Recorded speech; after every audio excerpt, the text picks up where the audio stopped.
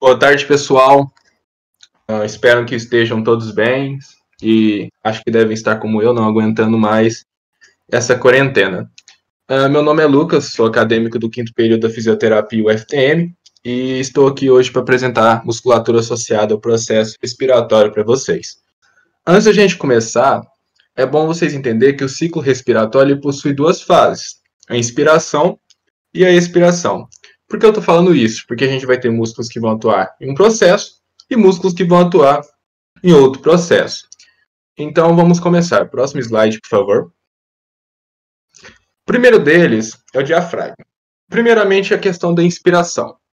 A inspiração, se a gente está em estado passivamente, a gente vai ter atuando o diafragma e os intercostais externos.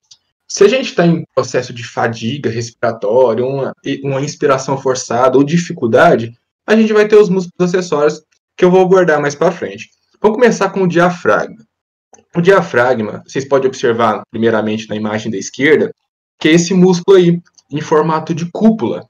Ele é inervado pelo nervo frênico e ele é um músculo muito importante. Ele vai ser responsável por aproximadamente 70% do processo inspiratório. Vocês podem observar que ele vai dividir, separando a cavidade torácica da cavidade abdominal. Se ele separa, ele tem que ter alguns pontos de passagem. Aí vocês vão agora para a imagem da direita. Dá para observar esses pontos, como por exemplo, o forame da veia cava, o hiato aórtico, o hiato esofágico, etc. Para vocês entenderem como é a função do diafragma, vamos inspirar agora. Quando você inspira, o diafragma, você pensa que ele vai elevar? Não, ele não vai elevar. Quando ele se contrai, esse diafragma, ele vai abaixar e vai comprimir as vísceras, aumentando o espaço caudal. O que é isso? O espaço inferior dos pulmões, funcionando como um êmbolo. Próximo slide, por favor. Esse músculo aí é os músculos intercostais externos. Vamos entender o nome.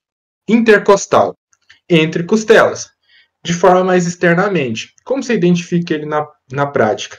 O sentido das fibras dele é o sentido mão no bolso, como se eu fosse colocar a mão no bolso de uma blusa.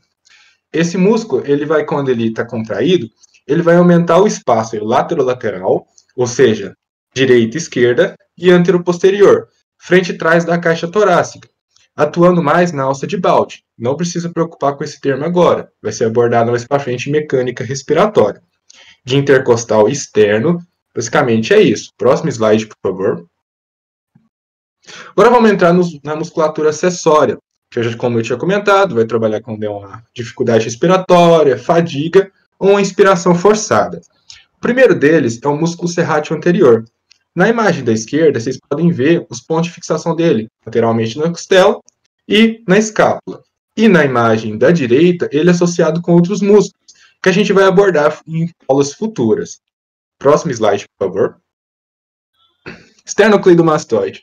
Esternocleidomastoide, vamos entender esse nome. Externo, relacionado ao manubrio do externo. Cleido, clavícula. E mastoide, o processo mastoide. Não precisa preocupar com essas estruturas, depois a gente vai explicar tudo para vocês em outras aulas. Na imagem da esquerda, ele isolado, e na imagem da direita, vocês veem como ele é aos dois lados desse músculo muito importante que é o esternocleidomastoide. Próximo músculo, por favor. Os peitorais. Então vamos começar aí os músculos, os amantes do supino. Na esquerda a gente tem o peitoral menor e na direita o peitoral maior. É importante salientar que o peitoral maior ele tem três partes, que é a parte clavicular, a parte externo-costal e a parte abdominal. Esses músculos eles vão atuar elevando o externo e as costelas superiores, mas principalmente no braço de bomba. Vocês também vão ver esse termo futuramente em mecânica respiratória. Próximo slide, por favor. E por último, acessórios da inspiração, são os escalenos. A gente tem três escalenos, que é o escaleno anterior, o escaleno médio e o escaleno posterior. O escaleno anterior e o escaleno médio, eles se fixam na primeira costela e tem um espaço entre eles, que é ponto de passagem, por exemplo, artéria subclávia, para o plexo braquial.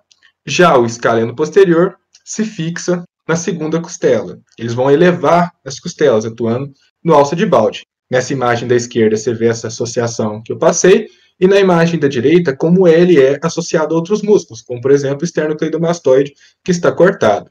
Próximo slide, por favor. Vamos falar uma questão clínica. Quando o indivíduo está com dificuldade respiratória, ele vai ter algumas manifestações.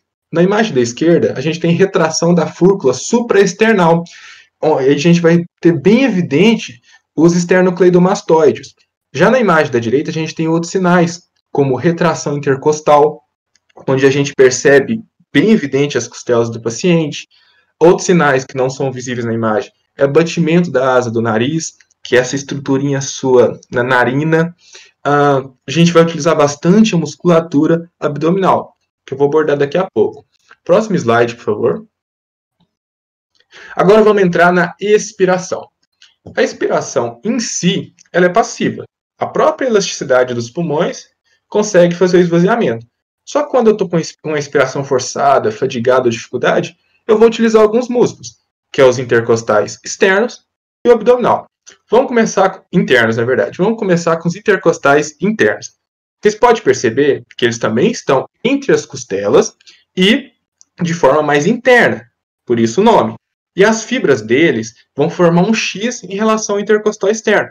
Na imagem da direita, dá para vocês observar bem. Intercostal externo, sentido da fibra mão do bolso. Intercostal interno, fazendo um X. Esses músculos são antagonistas aos externos. O que é isso? Antagonista é como se ele agisse contra. Vilão num filme, contra o herói. Então eles vão diminuir o diâmetro lateral, direita e esquerda, anteroposterior, frente e trás. Uma dica para vocês. Ins, ex. Intercostais externos, inspiração. Intercostais internos, expiração. Próximo slide, por favor. E, para a gente terminar, os músculos abdominais. Os músculos abdominais a gente vai ter, na imagem da esquerda ali, o reto do abdômen, que é esse primeiro mais centralizado. O oblíquo externo, que também tem o sentido das fibras mão no bolso. Mais internamente, o oblíquo interno, que também tem essas fibras cruzando em X, em relação ao oblíquo externo. E, por último, mais profundo, o transverso do abdômen, que está em sentido horizontal. Quando esses músculos contraem, eles vão comprimir as vísceras e essas vísceras vão se elevar, elevando o externo, que vai fazer pressão sobre a base dos pulmões, facilitando a expulsão do ar. Vocês podem ver que o mecanismo respiratório parece que a gente pode fazer uma comparação com a seringa. E na imagem da direita, mais para vocês entenderem como esses músculos são mais ou menos na prática. Próximo slide, por favor. E essa imagem aí, eu deixei para resumir tudo o que eu falei até o momento. É interessante vocês utilizarem essa imagem e associar na próxima aula de mecânica respiratória, para vocês entenderem qual músculo vai atuar, etc. A gente vai dividir em principais, a inspiração, os acessórios, como eu comentei, esternocleidomastoide, escalenos, peitorais e os músculos serrátil anterior, e os principais, que é o diafragma e os intercostais externos. E do outro lado a expiração, a passiva, e com os músculos intercostais e os músculos abdominais. Qualquer dúvida, estou à disposição no WhatsApp. Muito obrigado a todos. Até uma próxima.